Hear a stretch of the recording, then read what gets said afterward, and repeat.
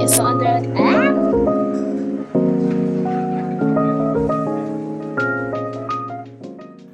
Hello fellas, back with me in another video. I'm gonna review some kind of books that have in a plot nearly like a Marvel Studios movie with a plot twist that's super mind-blowing. I'm Akila with the name 123221023 at Class A. I'm from English Department, University of Erlangga. Before that, have a popcorn and cola other side and enjoy my video. We Were Liars, written by Emily Lockhart. It's a fiction novel with drama and thriller as the genre. This book has 256 pages and I would give it 9 out of 10 as the difficulties. As always, a lot can be said about this story, but what draws my interest and attention is the idea of the family and how our ideas of the family versus the actual reality are pretty different. For a long time, society has recognized the family as a husband, wife, and 2 kids. However, that's not always what we see, at least this day. In fact, it's quite uncommon to see the portrayal of the family. Instead, we see single-parent families, grandparents raising their grandchildren, unmarried couples raising kids, and even same-sex couples raising children. The definition of the family is changing, of course, and the single family demonstrates this change. The book tells the story of Katie, this is short of Cadence, who is nearly 18. As she recounts the story of her life, she is a member of a wealthy New England Sinclair family whose patriarch and matriarch, Harris and Tipper or Tipper, T-I-P-P-E-R, Tipper, still dominate the family as the story begins. The Sinclair family is so wealthy that it owns an island called Beechwood with 4 houses, Claremont, Cuddledown, Windermere, and Redgate, that are shared by 3 sisters, Penny, Carrie, and Bess. Much of the story takes place during summer, spent on Beechwood Island with Katie's friend. There are Johnny, Marin, and Gad. These 4 are the liars of the book's title. Katie has known Johnny, Myron, and Gad since they were youngsters. Gad is South Asian and the son of Ed, who is the new boyfriend of Katie's aunt, Carrie. With time, Katie and Gad fall in love. In the background of their lives, the aunts fight over who will inherit their parents' property, which includes a very large and valuable house in Boston. Their fighting is made by worse, and their fighting was worse by the sudden death of Tipper. During the summer of her 15th year, something bad happens to Katie. She is found on the beach unconscious and she cannot remember how she got there, like amnesia, guys. Her head hurts constantly and she has to take strong pain relief to make the migraines go away. She takes a trip to Europe with her father, but her illness continues. She writes to her friend, the liars, but none of them respond. Gad, despite his professed love of her, simply disappears from her life. Katie is puzzled and hurt. When she is 17, Katie finally feels well enough to return to Beechwood for the summer. Her mother is very controlling and tells her she has to eat dinner at Claremont each evening. She also refuses to tell Katie what happened to her during the summer of her 15th year. The same is true of everyone else in the family. When she asks what happened, the family claims that the doctor advised them that it would be better if she recalled herself what happened. With this large mystery in the air, Katie rejoins Johnny, Marin, and Gad, who are camping out of the Cuddledown and keeping apart from the adults. Katie and Gad reignite their love actually, as we can see there, and it is as if nothing ever happened to disturb it. With times, Katie begins to remember the events of Summer 15, as she called it.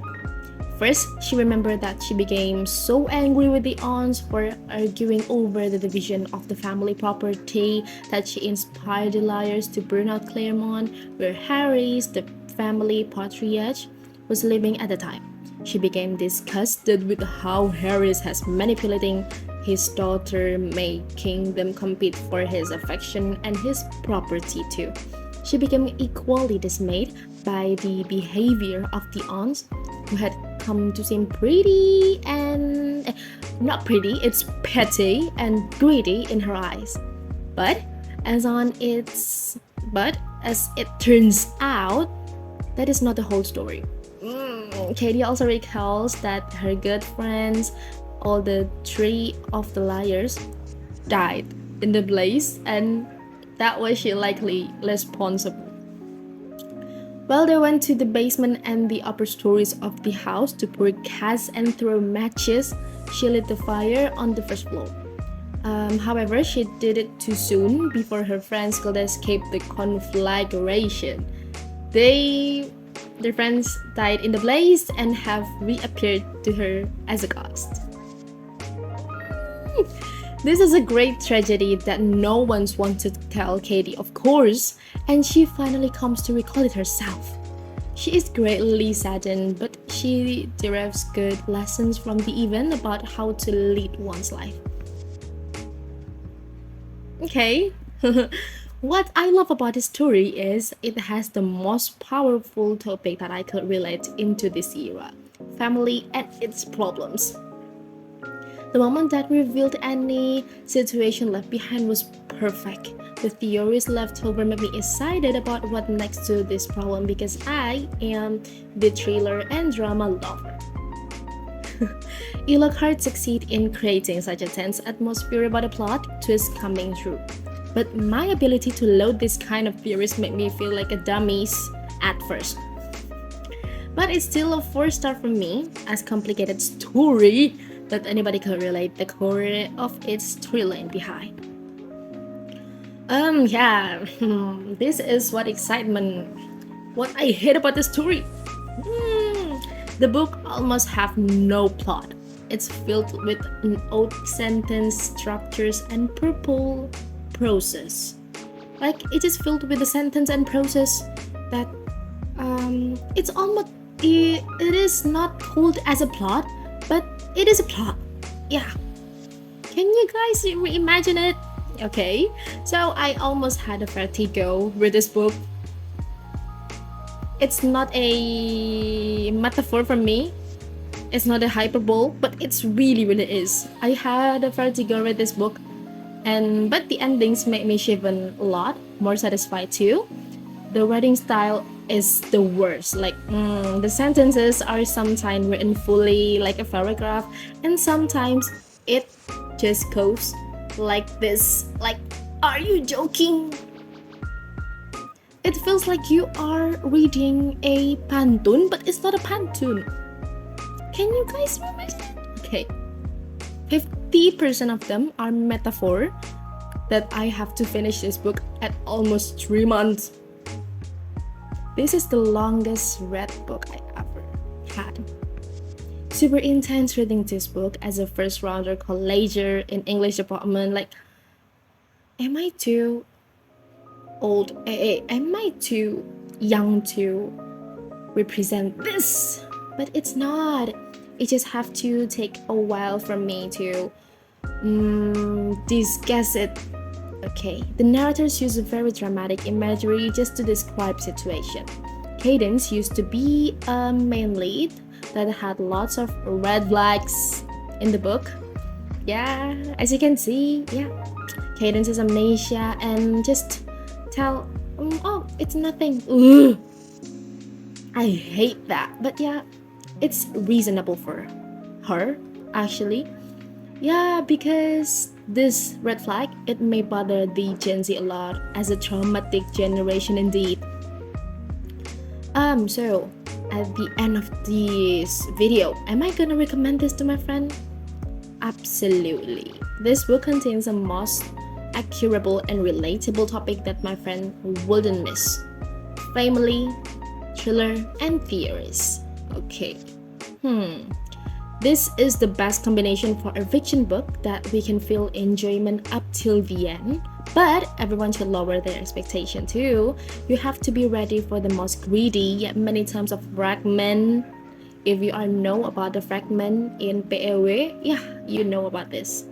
There are a lot of fragment in this story and writing style that may have us a bit vertiginous and may feeling sick.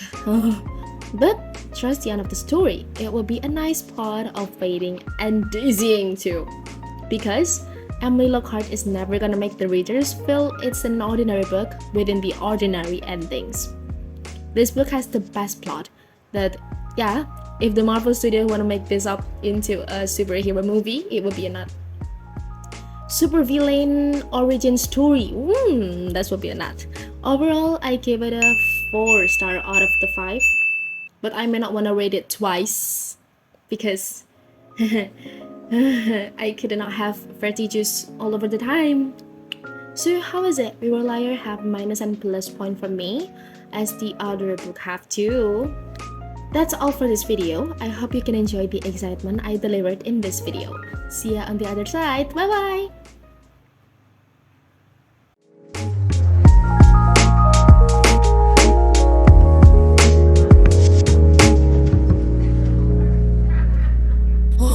Aku nge-rap tadi guys.